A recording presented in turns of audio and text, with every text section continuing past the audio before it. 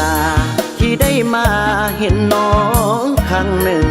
จนว่าอายยืนซึ้งติดตึงอยู่ในอุลา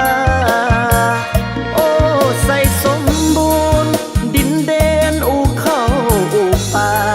ผู้สาวก็งามหนักหนาเป็นบุญตาของอายแท้น้องสาวบ้านผาแดงยามค่ำแลงไอ้ได้มาพอสาวบ้านทำดินหินสองามกระดอกสาวบ้านทงคูนบ้านผู้หัวสร้างบ้านขี้สร้างไผก็สอนอยากได้เจ้าเดงามงอนแม่บังอ่อนน้ำโมผู้คำงามสาวเผ่ามงฟ้อนลำวงมือบุญกินเจียงผู้สาวพากันส่งเสียงมือบุญกินเจียงจังแม่นม่วนหลายหลงมักเจ้าแล้วผู้สาวเล่าถึงแก้มใสไอ้ฟ้อนลำวงเกี่ยวใส่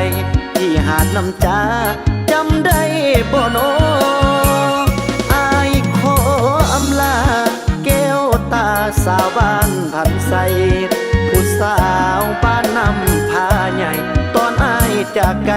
อะไรนุ่งคานโอ้สายผู้เบี้ยสูงเด่นจงเป็นพยานหักสาวใส่สมบูรณ์มานานจงรอคอยวันอ้ายนั้นกลับมา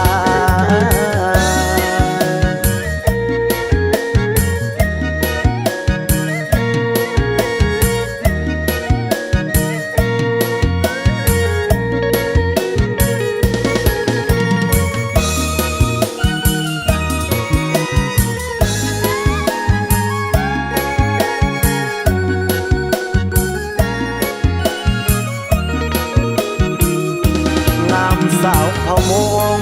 ฟ้อนลำวงมือบุญกินเจียงผู้สาวพากันส่งเสียงมือบุญกินเจียงจังแม่นม่วนหลายหลงมักเจ้าแล้วผู้สาวเล่าถึงแก้มใสไอ้ฟ้อนลำวงเกี่ยวใส่ที่หาดน้ำจาจำได้บ่โนอายขออำลาตาสาวบ้านพันใสผู้สาวบ้านนำพาใหญ่ตอนอายจากไกลอะไรนุ่งคานโอ้สายผู้เบี้ยสูงเด่นจงเป็นพยาน